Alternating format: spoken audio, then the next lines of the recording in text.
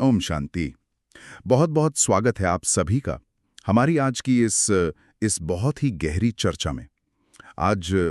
आज दिनांक है 13 अप्रैल 2026। ओम शांति। जी बिल्कुल। और आज हम जो बाबा की मुरली के गहरे और रूहानी रहस्यों का विश्लेषण करने वाले ना, वो वाकई बहुत खास है। हाँ, क्योंकि मतलब ये कोई आम बातचीत नहीं है। ये हमारी आत्मा के रहस्यों को समझने की एक पूरी यात्रा है। मैं तो बहुत उत्साहित हूँ। मैं भी। मतलब रोज हम मुरली सुनते तो हैं, लेकिन आज हम उसके पीछे का जो असली मनोविज्ञान है, जो साइकोलॉजी है, उसे डिकोड करेंगे। बिल्कुल करेंगे।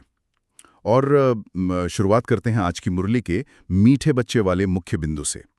बाबा ने बहुत ही खूबसूरत बात कही है कि मीठे बच्चे, तुम ऐसी दुनिया के मालिक बनते हो जहां कोई हद नहीं। योग बल से सारे विश्व की राजाई लेना ये भी वंडर है। हाँ, और ये वंडर कैसे होता है, इसका रास्ता सार में बताया है। सार में बाबा कहते हैं कि बाप से सीधा और सच्चा होकर चलना है और कर्म करते हुए कम से कम 8 घंटा याद में रहना है। 8 घंटा, मतलब ये सुनने में ही इतना चुनौतीपूर्ण लगता है ना। आज का हमारा मिशन ही यही है। हम सिर्फ ज्ञान सुनेंगे नहीं, बल्कि ये समझेंगे कि हम अपनी पहचान भूल क्यों जाते हैं और कैसे हम हदों से मुक्त होकर उस बेहद के मालिक बन सकते हैं। बिल्कुल। और इस यात्रा में ना हमें बहुत ही व्यवहारिक तरीके से सोचना होगा। हाँ, तो चलिए इसे गहराई से समझते हैं। आज की मुरली में एक प्रश्न है जिसने मुझे बहुत सोचने पर मजबूर किया। प्रश्न ये है कि भगवान भी किस बंधन में बंधे हैं। हाँ, ये बहुत ही गहरा सवाल है, क्योंकि इंसान सोचता है कि भगवान तो सर्वशक्तिमान हैं, वो किसी बंधन में कैसे हो सकते हैं। वही तो मुरली में जवाब आता है कि बाबा ड्रामा के बंधन में बंधे हैं और उन्हें आना ही पड़ता है। मैं इसके लिए ना एक बहुत ही रोजमर्रा की जिंदगी का उदाहरण देना चाहूंगी। जी बिल्कुल, बताइए।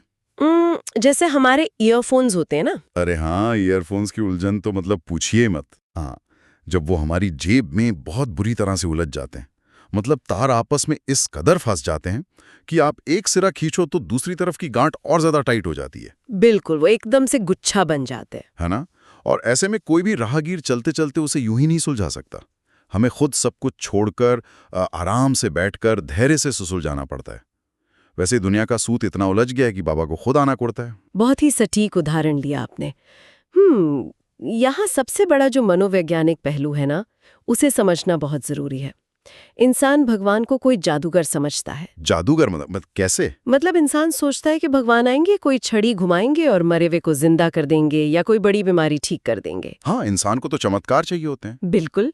लेकिन बाबा ने स्पष्ट किया है कि वो आशीर्वाद या कृपा से शारीरिक बीमारियां ठीक करने नहीं आते। वो काम तो डॉक्टरों का है ना। सही बात है, शरीर के दुख हरता तो डॉक्टर है। हम बाबा तो आत्मा को पतित से पावन बनाने आते हैं। मतलब जो आत्मा रूपी सूत उलझ गया है ना, उसे ज्ञान से सुलझाते हैं, किसी चमत्कार से नहीं। तो अगर बाबा चमत्कार नहीं करते और शारीरिक बीमारियां में ठीक नहीं करते, तो फिर वो कौन सी बेहद की दुनिया है जिसके वो हमें मालिक बनाते? क्योंकि यहाँ बात बहुत रोचक हो जाती है। रोचक इसलिए क्योंकि आज की दुनिया पूरी तरह से हदों में बटी हुई है। बिल्कुल। आज की मुरली में बाबा ने कितना सटीक उदाहरण दिया है कि आज इंसान कहता है कि हमारे आसमान में तुम्हारा एरोप्लेन आएगा तो शूट कर देंगे। हाँ, सोचिए इंसान की सोच कितनी संकुचित हो गई है। वही तो, मतलब जमीन तो बांट ही ली थी, अब हवा पर भी लकीरें खींच दी हैं। इंसान की हदों वाली मानसिकता कितनी हास्यास्पद भी है और दुखदाई भी। और ये हद सिर्फ देशों की सीमाओं की नहीं है, ये हमारी सोच की भी हदें हैं। सोच की हदें? इसे थोड़ा और समझाइए। देखिए, जब हम शरीर के भान में होते हैं, देह अभिमान में होते हैं, तो हम खुद को जातियों में, देशों में और उम्मा धर्मों में बांट लेते हैं। ये सब हदों की दीवारें हैं। हाँ, हम खुद को एक डब्बे में बंद कर लेते हैं। बिल्कुल। और बाबा हमें योग बल से उस बेहद की दुनिया, मतलब स्वर्ग का मालिक बनाते हैं, जहां कोई सीमा नहीं है। बिना हथियारों के सिर्फ योग बल से। हाँ, यही तो वंडर है। सोचने वाली बात है कि बिना किसी हथियार के, सिर्फ योग बल से, मतलब अपनी मानसिक और आध्यात्मिक शक्ति से विश्व की राजाई प्राप्त करना कितनी बड़ी मनोवैज्ञानिक विजय है। जहां आप किसी को हराते नहीं हैं, बस अपनी चेतना को इतना ऊपर उठा लेते हैं कि हदें अपने आप खत्म हो जाती हैं। ये तो बहुत ऊंची प्राप्ति है।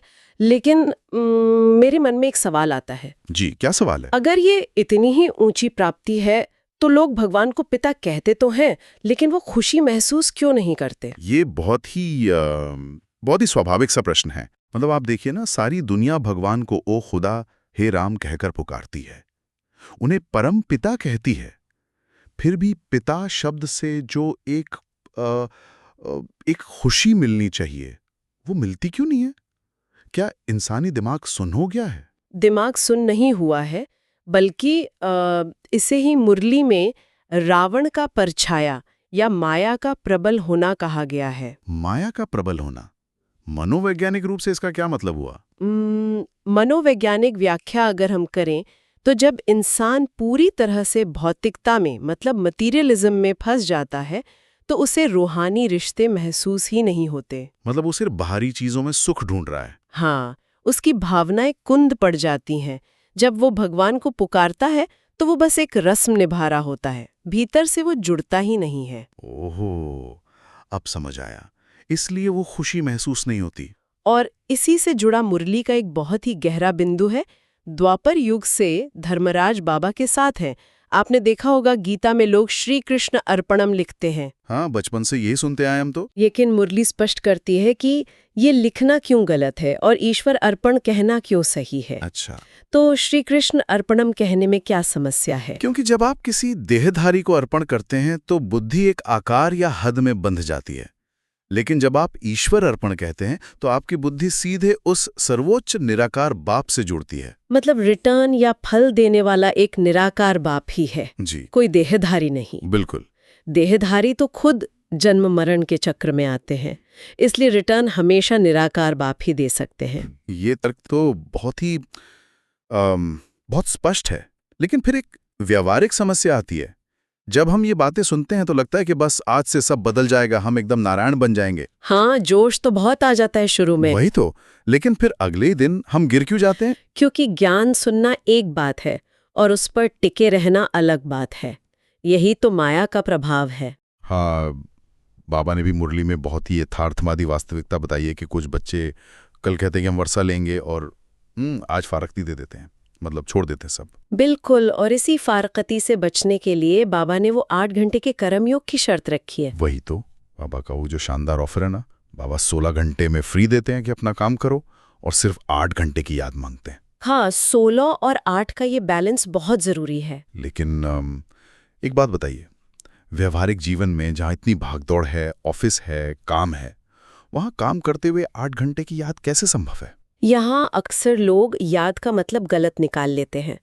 कर्मयोग कोई कर्मकांड नहीं है कि आप आंखें बंद करके बैठ जाएं। हाँ, क्योंकि वो तो 8 घंटे कोई कर ही नहीं सकता। बिल्कुल, कर्मयोग असल में चेतना की एक स्थिति है, एक अवेयरनेस है। मतलब मैं काम कर रहा हूँ लेकिन मेरी अवेयरनेस बाबा की तरफ है। हाँ, भाषण करना आसान है, लेकिन ये जो योग है ना, ये मुश्किल होता है। और इसे आसान बनाने के लिए ही अमृत वेले का विज्ञान समझना होगा। अमृत वेला मतलब वही रात के 2 से सुबह 5 बजे का समय? जी बिल्कुल। अमृत वेले के पीछे एक बहुत बड़ा कारण है। रात को नींद में आत्मा आत्म अभिमानी अवस्था में होती है, मतलब एकदम शांत होती है। अच्छा, तो उस वक्त दिमाग की जो चैटरिंग है वो बंद होती है? हाँ, हमारा चेतन मन सो रहा होता है, इसलिए सुबह का वो वातावरण फर्स्ट क्लास होता है। उस समय मनमना भाव का अभ्यास सबसे गहरा असर करता है। मनमना भाव मतलब अपने मन को मुझ में लगाओ, ये तो चढ़ती कला का मंत्र है ना? बिल्कुल, और मनोवैज्ञानिक रूप से ये अवचेतन मन की रीप्रोग्रामिंग है। उस शांत समय में किया गया अभ्यास दिन भर के विकर्मों का बोझ उतारने का सबसे वैज्ञानिक तरीका है। वाह, मतलब अमृत वेला हमारे दिन भर के योग की नींव है। एकदम सही समझे आप। अच्छा, अब मैं आज की मुरली में आए कुछ विशेष शब्दों की बात करना चाहता हूँ। मुझे लगता है हमें इन्हें आम बोलचाल की भाषा में समझना चाहिए। हाँ बिल्कुल, क्योंकि जब तक शब्द समझ नहीं आएंगे हम उन्हें जीवन में नहीं उतार पाएंगे। तो पहला शब्द जो बहुत खास है वो है उदारचित्त। उदारचित्त का मतलब लोग अक्सर सोचते हैं कि बहुत सारा पैसा दान कर देना, लेकिन रूहानी तौर पर इसका मतलब है जिसका दिल बहुत बड़ा हो। दिल बड़ा हो मतलब दूसरों की गलतियों को माफ करने वाला। हाँ, जो हमेशा देने की भावना रखता हो। अगर किसी ने कुछ गलत भी कर दिया तो उसे अपने बड़े दिल में समा लेना, वो होता है उदारचित। बहुत ही सुंदर बात है। और दूसरा शब्द जो मुझे थोड़ा उलझाता है वो है महादानी। महादानी वो है जो सिर्फ धन का नहीं, बल्कि अपने हर संकल्प और अपने हर सेकंड से दूसरों को सुख और शांति का दान दे। मतलब हमारी उपस्थिति से ही दूसरों को शांति मिले। बिल्कुल, आपका वाइब्रेशन ही आपका दान बन जाए। और तीसरा शब्द है गंभीरता। अब गंभीरता सुनकर तो लगता है कि कोई इंसान बिल्कुल मुंह फुलाकर या उदास होकर बैठा है। नहीं नहीं, यही तो सबसे बड़ी गलतफहमी है। गंभीरता का मतलब उदास होना नहीं है। इसका मतलब है विचारों में गहराई और परिपक्वता होना, मतलब मैच्योरिटी। जैसे एक गहरा समंदर होता है, ऊपर से चाहे कितनी लहरें हों, अंदर एकदम शांत। बहुत ही अच्छा उदाहरण दिया आपने। जो इंसान गंभीर होता है वो बात बात पर उछलता नहीं है, वो शांत रहकर हर परिस्थिति को संभालता है। तो अगर हम आज की इस पूरी मुरली को याद रखने के लिए कुछ टिप्स निकालें या एक माइंड मैप तैयार करें तो वो कैसा होगा? इसे हम 3 मुख्य बिंदुओं में समेट सकते हैं। पहला, भगवान चमत्कार से नहीं बल्कि ज्ञान से हमारे सूत सुलझाते हैं। हाँ, वो डॉक्टर नहीं बल्कि रूहानी सर्जन है। बिल्कुल।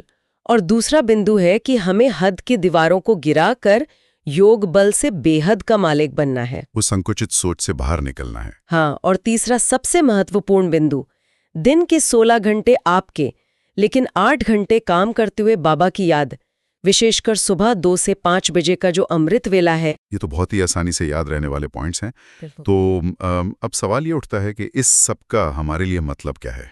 हमारी जिंदगी में इसका क्या उपयोग है? इसका जवाब हमें आज के वरदान और स्लोगन में मिलता है। जी बताइए, आज का वरदान क्या कहता है? आज का वरदान हमें लेने वाले नहीं बल्कि दाता बनने की प्रेरणा देता है। दाता? पर हम तो हमेशा मांगते ही रहते हैं, भगवान से भी और दुनिया से भी। यही तो बदलना है। जब हमारा अपना भंडारा ज्ञान और शक्तियों से भरपूर होगा, तभी तो हम दूसरों को दे पाएंगे ना। एक खाली बर्तन दूसरों को क्या देगा? सही बात है, हमें खुद को भरपूर करना है। और स्लोगन हमें याद दिलाता है कि हर सब्जेक्ट में फुल मार्क्स चाहिए, तो गंभीरता का गुण धारण करना होगा। वही गहराई, वही मैच्योरिटी। वाह। और इसके साथ ही जो अव्यक्त इशारा है, मैं चाहूंगा कि मुझसे भी पढ़ें। हाँ, अव्यक्त इशारा बहुत ही कोमलता से एक गहरी बात कहता है कि महान बनने के लिए मधुरता और नम्रता का गुण धारण करो। नम्रता और महानता। दुनिया तो सोचती है महान मतलब बहुत पावरफुल और रोब वाला। लेकिन रूहानी दुनिया का नियम अलग है। जो आत्मा झुकी हुई होगी वही दूसरों की सेवा कर सकती है। जहाँ नम्रता है वहाँ रोब नहीं, वहाँ रूहानियत होती है। मतलब फलों से लदी हुई डाली हमेशा झुकी होती है। बिल्कुल सटीक बात कही आपने। तो आज की इस पूरी चर्चा के बाद मैं श्रोताओं के लिए, हम सबके लिए बल्कि, एक गहरा विचार छोड़ना चाहता हूँ। जी बिल्कुल।